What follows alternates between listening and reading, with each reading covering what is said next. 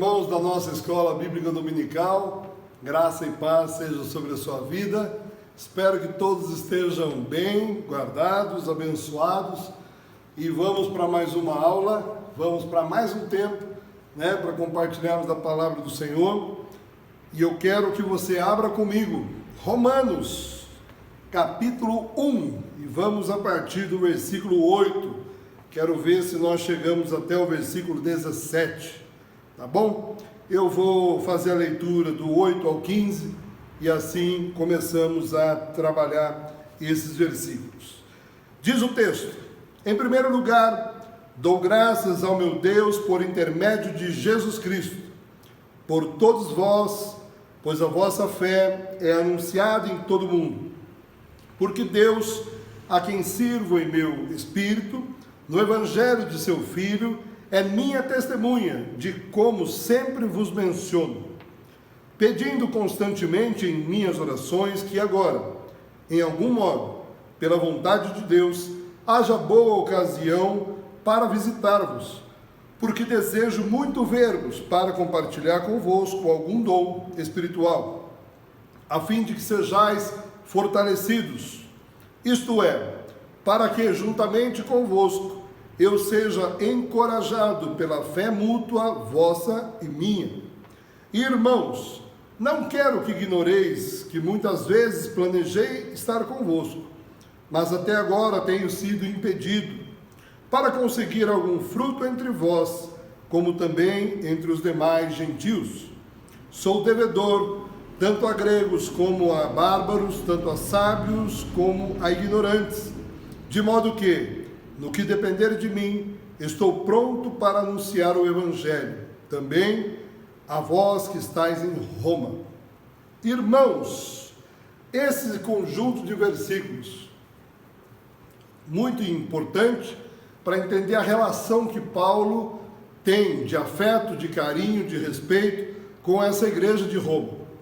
Voltando a dizer aquilo que já mencionei na introdução da carta, na nossa primeira aula, quando falamos que a Igreja Católica, por exemplo, dá a Pedro os créditos pela Igreja de Roma, esse é o momento que talvez Paulo deveria fazer menção de Pedro, se assim fosse verdade, mas pelos relatos bíblicos, nesse momento Pedro não estava na Igreja de Roma, e a igreja já estava operante, a igreja já estava, como ele diz aqui no versículo 8, a fé deles já era anunciada por todo mundo, já eram conhecidos os frutos da igreja de Roma.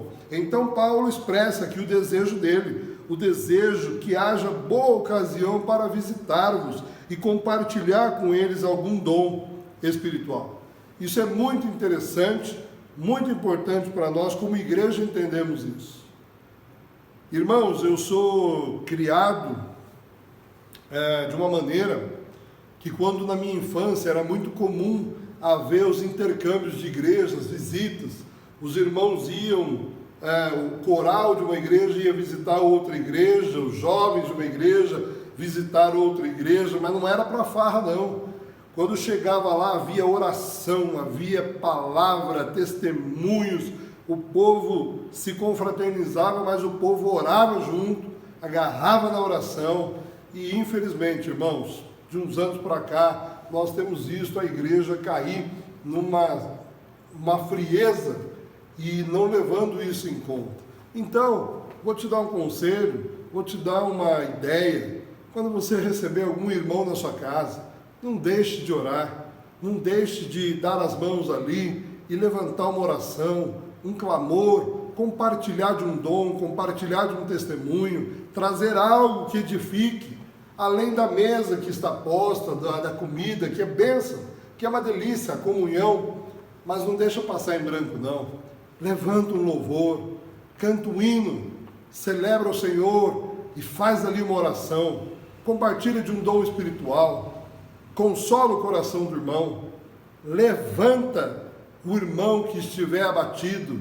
Irmãos, a comunhão do corpo é essa. Nós somos igreja para isso. Não somos igreja, irmãos, para nos reunirmos no domingo de manhã apenas, sabe?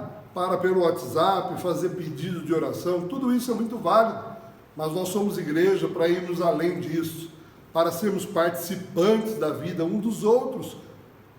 Coinonia, comunhão, precisamos disso, irmãos. Precisamos resgatar esse tempo da igreja, precisamos resgatar alguns hábitos que a igreja deixou para trás.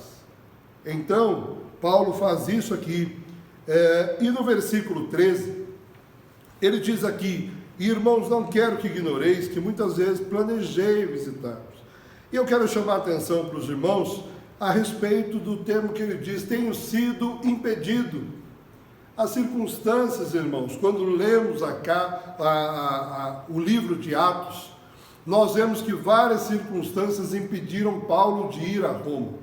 O desejo inicial de Paulo era que ele fosse a Roma e a igreja de Roma fosse a mantenedora, a sustentadora dele na sua viagem à Espanha, mas Paulo não chega a fazê-lo. Então aqui ele diz: tenho sido impedido para conseguir algum fruto entre vós, ou seja, ele esperava o sustento desses irmãos para levá-lo à Espanha, mas Paulo não chega a isso então. E aí ele diz aqui, como também entre vós e demais gentios. Versículo 14 ele diz o quê? Sou devedor tanto a gregos como a bárbaros, tanto a sábios como ignorantes. Por que Paulo usa essa expressão, irmãos, devedor? Paulo devia alguma coisa a alguém? Paulo devia, assim como eu devo, e assim como você deve, meu irmão. A notícia de hoje, desse vídeo, é essa: você é um devedor, eu sou um devedor. A palavra de Deus nos diz: de graça recebeste, de graça também dai. Irmãos, eu sou devedor quando eu tomo algo emprestado de alguém, algum valor, para usar em alguma coisa, mas depois eu preciso devolver esse dinheiro. Mas eu também sou devedor se eu sou portador de alguma coisa, ou seja, eu tomo algo da pessoa A para levá-la à pessoa B. Enquanto eu não entrego a pessoa B, eu sou devedor da pessoa A como da B. Juridicamente, existe uma condição, uma situação jurídica, que é como que é o termo mesmo? O fiel depositário, né? Então você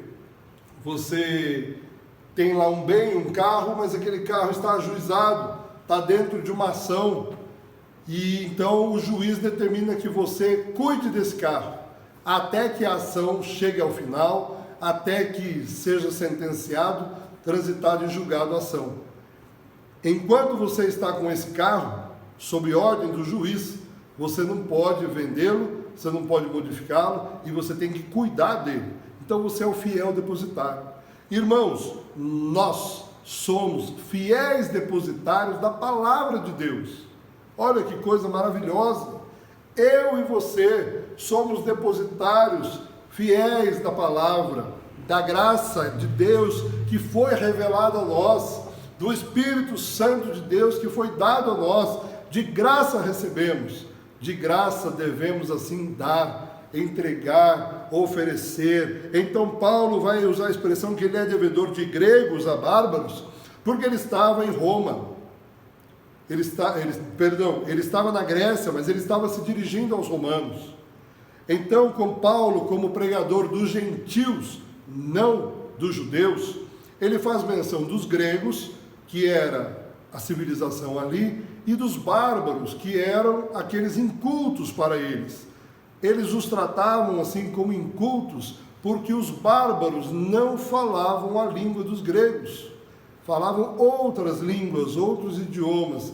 Então Paulo faz menção a eles. Ou seja, Paulo vai fazer menção aqui, olha, como se Paulo dissesse: fora dos judeus de Jerusalém, eu sou devedor em levar o evangelho ao mundo todo, seja dentro dos arraiais gregos, da civilização romana, como fora da civilização romana, eu tenho essa responsabilidade. Eu sou devedor, eu sou o fiel depositário da palavra, da graça e de levar por Jesus, como ele diz aqui, né? No versículo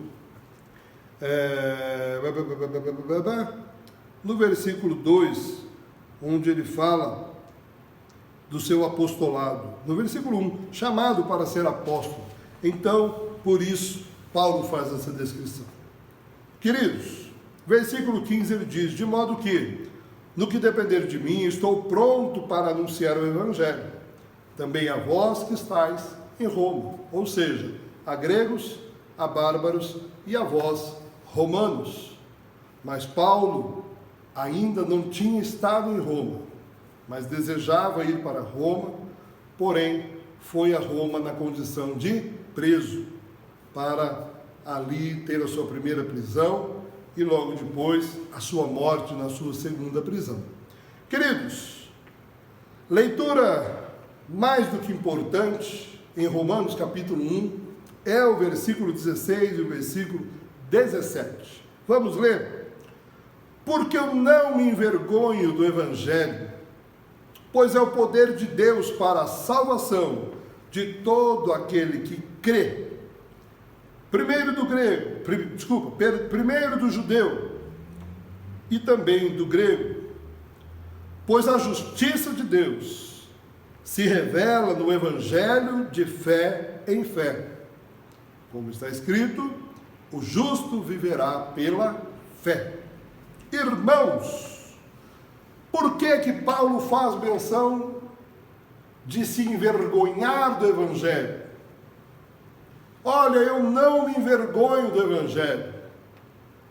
Por quê, irmãos?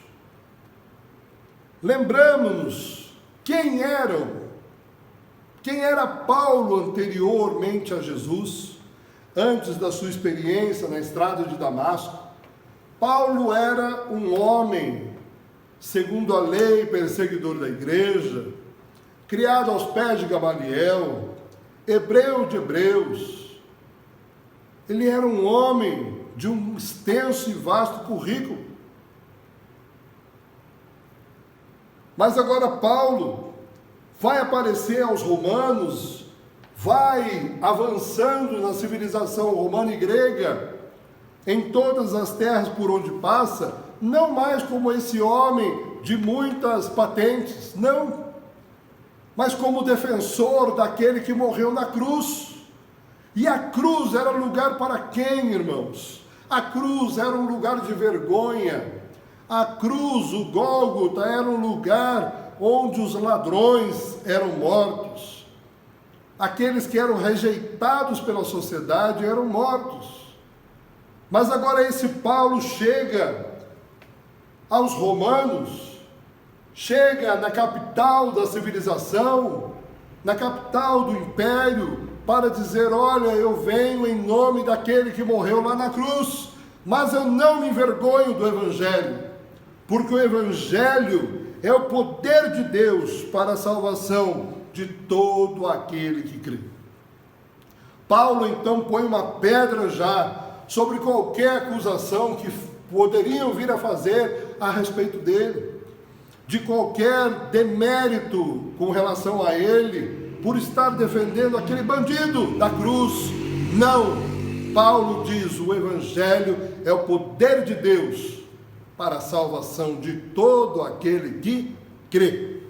A palavra crê, a palavra fé, vem aqui no versículo 16, de uma maneira muito intensa. Primeiro do judeu. Por que primeiro do judeu, irmãos? Porque toda a civilização, todos entendiam que o judeu, ele tinha a primazia. E a Bíblia, baseado no Antigo Testamento, mostra essa primazia do povo judeu. Mas agora Paulo a estende ao povo grego, estende fora dos arraiais de Jerusalém, fora dali do círculo dos judeus, e leva então aos gregos, também ao grego. É importante entendermos isso, porque Paulo condiciona, que é o poder de Deus para a salvação, mas daquele que crê. Novamente, a palavra crer e fé vai vir com uma força gigantesca no versículo 17. E o versículo 17, irmãos, ele é a fonte, ele é da onde emana toda a graça de Deus e luz de Deus, de Cristo, do Evangelho, na mente dos reformadores da igreja, de Martinho Lutero, de John Huss, de João Calvino, de Jacó Armínio, de Teodoro de Beza e todos os reformadores da igreja. A luz desse texto, foi esse texto que levou Martinho Lutero às portas da capela para pregar lá as 95 teses, e dizendo que à luz das velas ele leu que o justo viverá pela fé. Mas hoje em dia, irmãos, esse termo viver pela fé, quando nós estamos em meio a uma teologia da prosperidade, quando nós ouvimos a teologias como da prosperidade, teologias como do coaching que nós temos agora, essa teologia da afirmação, que você deve declarar a bênção sobre a sua vida, e todas essas baboseiras que não condizem com o Evangelho. E as pessoas dizem, né? Você vê um adesivo no carro: eu comprei pela fé, fiz pela fé, mas eu vou andar pela fé, eu vou fazer pela fé, mas todos no âmbito de coisas materiais. Eu me recordo uma vez que eu fui comprar um carro no leilão para ganhar um dinheirinho, e eu fui comprar um carro no leilão e me chamou a atenção uma coisa. Eu vi 4 carros no pátio daquele leilão, naquele dia, que seriam leiloados naquele dia, lotes. Tinha um adesivo, dado por Deus. E eu falei: Jesus, dado por Deus e tomado pelo banco. Tomou. Sabe por quê, irmãos? Ele foi num culto de sexta-feira da vitória, de terça, quarta, quinta da vitória, e o pregador diz: dê um passo de fé, viva pela fé, vai lá, irmão. Você não tem fé, age pela fé, mas antes vem aqui, dê uma oferta para você dar um passo de fé. Deu a oferta, né? Deixou lá o que o pregador queria, e depois foi lá e se aventurou, e abraçou um carnê de 60 parcelas, e aquele carro com adesivo dado por Deus foi tomado pelo banco, porque entendeu de maneira equivocada do que se tratava a fé, e agiu de maneira equivocada, incitado por um pregador irresponsável, por um homem que... Deixa para lá. Versículo 17 diz: pois a justiça de Deus se revela no Evangelho, de fé em fé. Precisamos entender o que é essa justiça de Deus que Paulo fala. Irmãos, a Bíblia diz que Deus é fiel e justo. A justiça de Deus, a que Paulo vem se referir aqui, essa expressão usada por Paulo, ela é uma expressão chamada dikaios theou. Ela tem sido muito trabalhada pelos estudiosos por todo o tempo, em cima dessa revelação do Evangelho, da forma com que a justiça se revela no Evangelho, da forma com que o Antigo Testamento mostra Jesus, traz Jesus como Redentor da humanidade, como aquele que viria a ser o sacrifício perfeito de Deus pelo mundo, fazendo justiça. E nessa justiça de Deus, que Paulo aponta para uma explicação que no Evangelho, Deus revelará o seu poder para tornar justa a criação. Ou seja, no ato salvífico de Cristo, quando cremos nele, nós somos o quê? Justificados. Romanos capítulo 5, no verso 1, vai dizer: justificados, pois, mediante a fé, temos paz para com Deus. Na teologia, nos escritos do nosso manual da Igreja do Nazareno, tratamos que a justificação é o ato jurídico de Deus, ou seja, aquela expressão bíblica que diz que todo escrito de dívida que era contrário a nós, Ele rasgou na cruz do Calvário. Esse é um ato de justiça de Deus sobre nós. Então Paulo vai dizer: pois a justiça de Deus se revela no Evangelho, de fé em fé. Então, nesse ato de justiça, irmãos, nós temos a salvação que Jesus operou, que Deus operou em nós através de Jesus. Mas também nós podemos trazer o julgamento que Deus fará dos seus inimigos. Porque o versículo anterior, o versículo 16, ele estabelece que o Evangelho é o poder de Deus para a salvação daquele que crê. O que a palavra de Deus nos diz? Que todo aquele que crer e for batizado será salvo. Mas aquele que não crer já está condenado. Quando vivemos de fé em fé, irmãos, vivemos de fé em fé para vivermos o Evangelho e a sua essência na prática diária das nossas vidas. A fé que uma vez nos foi dada para a primeira obra da graça ser manifestada em nossas vidas, para que fôssemos justificados, para que fôssemos regenerados, para que fôssemos então adotados agora como filhos de Deus. João capítulo 1, no verso 12, a todos quanto creram, Deus deu-lhes o direito de serem feitos filhos de Deus.